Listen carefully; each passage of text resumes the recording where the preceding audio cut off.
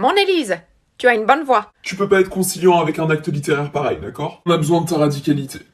Ça va sinon, meuf? Pour vous faire court à distance, hein, mais à cœur battant, rien d'impossible. Installez-vous sur votre tapis ou sur votre brique et prenez le temps d'arriver en vous-même. Rejoignez des collègues. Que paillotte, sérieux.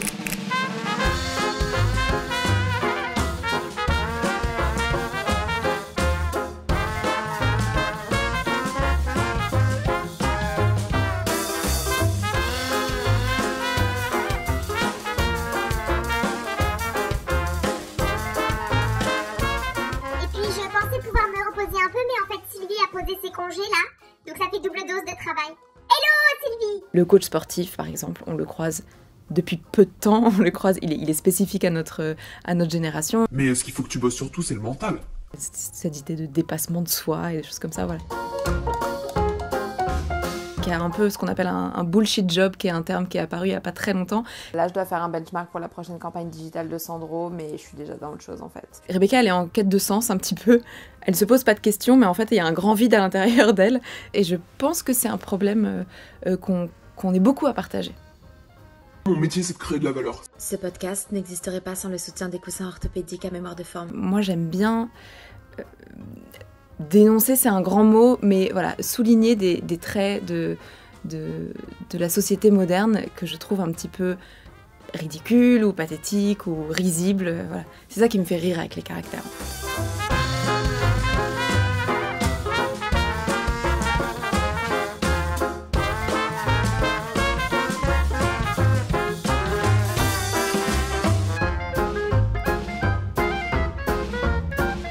Pour moi, le stéréotype, il est important pour créer le rire, c'est-à-dire qu'on a besoin de reconnaître une catégorie sociale. Et en même temps, il faut toujours nuancer. Mais je pense que c'est le travail d'un auteur aussi, c'est de toujours donner un petit peu de complexité, parce que sinon, on n'y croit pas, on y croit mal. Et en tout cas, moi, quand j'y crois pas, ça me fait pas rire. Et puis, il y a déjà ce côté très burlesque du filtre qui fait que je peux pas non plus aller trop loin dans la caricature. Au-dessus du secrétaire de papa, j'ai retrouvé de ses bouquins. Bah alors, des Maurras, des Rebattet, des Cousteau, enfin toute la fine fleur de la littérature d'extrême droite, si tu veux. Du coup, j'ai eu un petit coup de chaud et je me demandais, t'as le souvenir d'avoir été élevé par les fachos, toi? Si je la fais avec un verre de champagne, une fourrure et un petit chien à la main, c'est pas juste une grande bourgeoise bête et méchante qui exècre les pauvres. Et c'est important pour moi de retranscrire ça, sinon c'est pas drôle en fait.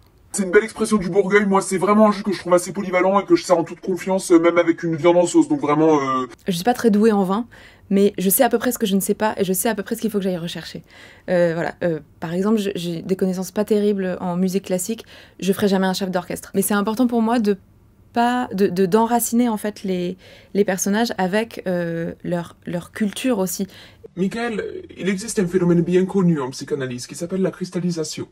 Je l'ai moi-même vécu plus jeune avec une adorable petite Amalia qui avait l'incorrigible défaut de ne pas s'intéresser à moi. Mais que vois-je à mes yeux, Hermione l'embrasse. Tu vois, là, Racine décale les mystiches. C'est juste un putain de cadeau sublime qu'il te fait, d'accord? Donc fais-en quelque chose, please. J'ai une bonne connaissance de Racine, alors j'aime bien que le prof fasse travailler sur Racine et puis la rythmique des vers. Enfin voilà, je suis très sensible à la façon que les gens ont de s'exprimer. J'ai une petite oreille pour les accents et pour les langues, et donc c'est un truc qui me plaît, quoi. Donc vraiment, j'essaye d'apporter ça le plus possible. Ouais. Alors, comment ça va? On passe en cabine? Allez.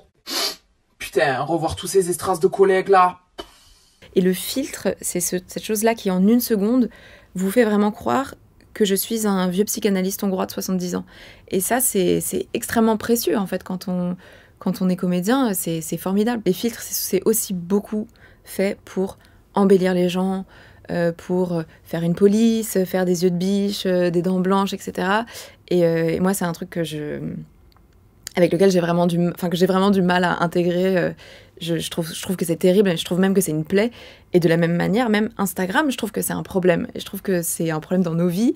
Je trouve que les filtres sont un problème dans nos vies. Je trouve que le selfie est quelque chose de dangereux et même d'un peu ridicule, à vrai dire. Et je trouve que c'est un manque de pudeur terrible. Le filtre me permet de mettre une distance vis-à-vis de mon image. Et m'enlaidir, c'est une façon de détourner un petit peu cet outil.